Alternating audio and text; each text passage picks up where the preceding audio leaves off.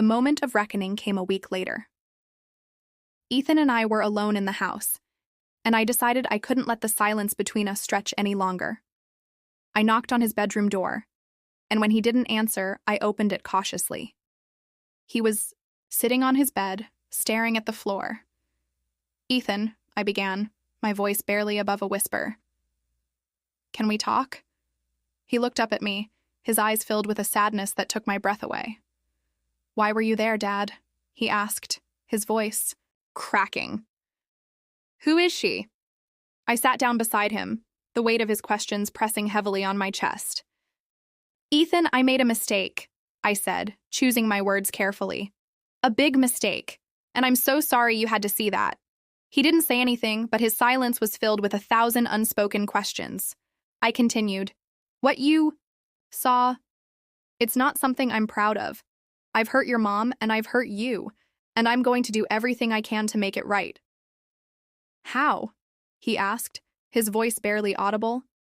"By being honest," I said. "By talking to your mom and taking responsibility for what I've done. And by being there for you, no matter how hard this gets." Tears welled up in his eyes, and for the first time since that night, he let me hold him. We sat there in silence, the enormity of the situation pressing down on both of us. It was a small moment of connection in the midst of a storm, but it gave me hope that we could find a way through. In the days that followed, I spoke to Sarah. The conversation was as painful as I had imagined, her anger and hurt a mirror of my own guilt. But as difficult as it was also a step toward healing. Not just for our marriage, but for our family as a whole. Ethan's trust in me was not something I could repair overnight. It would take time, patience, and countless conversations to rebuild what had been broken. But in confronting my mistakes and taking responsibility for my actions, I hope to show him that even in our flaws, we can find a path toward redemption. This experience has left me with scars, but it has also taught me invaluable lessons about honesty, boundaries, and the profound impact our choices have on the people we love. Sharing this story is not easy, but I do so in the hope that it sparks conversations about the complexities of relationships, the importance of accountability, and the resilience of family bonds. It was a crisp autumn evening when the moment that would alter the fabric of my family forever unfolded.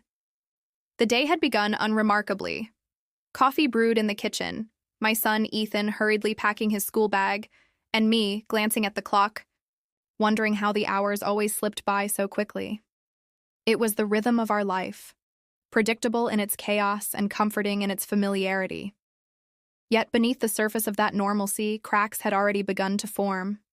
Cracks I had carefully hidden from view, even from myself. I suppose the seeds of that evening had been sown long before. My marriage to Sarah, Ethan's mother, had been a beautiful tapestry of shared dreams and mutual respect. But over time, the vibrant colors of our relationship had dulled, replaced by a monotony that neither of us seemed equipped to confront. We were still partners in parenting and household logistics, but the intimacy and connection that once defined us had faded into the background. The first time I met Leah, it wasn't with the intention of infidelity. She was a colleague, someone who shared my frustrations about work, and who, unlike Sarah, seemed to see me as more than just a father and a husband. Conversations with Leah felt effortless, her laughter a balm for wounds I hadn't realized were aching. It began innocuously, coffee breaks at the office, extended chats after meetings, but lines blurred as they often do, and before long I found myself in a relationship that I knew, deep down, would devastate my family if discovered. That evening, Leah and I had planned to meet at her apartment. Sarah was out of town visiting her sister, and Ethan was supposed to be at a friend's house for a sleepover. It felt safe, though nothing about the situation truly was. I remember feeling a pang of guilt as I left home. Ethan's voice echoing behind me, "Bye, Dad. See you tomorrow." When I arrived at Leah's place, the world outside seemed to fade away. It was a bubble of stolen moments, a refuge where I could escape the weight of my responsibilities. We were in the middle of a conversation when the knock came. My heart sank. Not the casual dip of surprise, but a plummeting realization that something was horribly wrong. Leah glanced at me, her face mirroring my unease, and I hesitated before opening the door. There stood Ethan, his small frame illuminated by the hallway light, clutching his backpack. His eyes wide with confusion, and a tinge of fear met mine. "Dad," he said, his voice trembling, "why are you here?" Time seemed to stop. My mind raced with explanations, excuses, anything to make sense of what couldn't be undone. But before I could speak, Ethan's gaze shifted past me, landing on Leah. The silence between us was deafening. In that moment, the fragile balance I had been trying to maintain shattered entirely.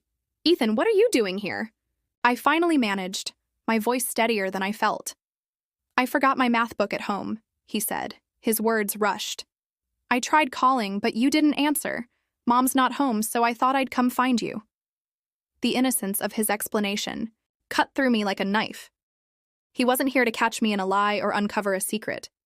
He was simply a child seeking his father. And yet what he had stumbled upon would forever alter the way he saw me. I stepped out into the hallway, closing the door behind me. "Ethan, let's go home," I said, trying to regain control of the situation. But the damage had already been done. His expression was a mix of hurt and betrayal, emotions he likely couldn't fully articulate, but that were palpable nonetheless. The car ride home was silent. I wanted to say something, anything to bridge the chasm that had suddenly opened between us, but no words seemed adequate. By the time we pulled into the driveway, Ethan had retreated into himself, his usually animated demeanor replaced by a stony quiet. That night, after Ethan had gone to bed, I sat alone in the living room, grappling with the enormity of what had happened. My thoughts were a whirlwind of regret, shame, and fear. I imagined Sarah's reaction if Ethan told her what he had seen.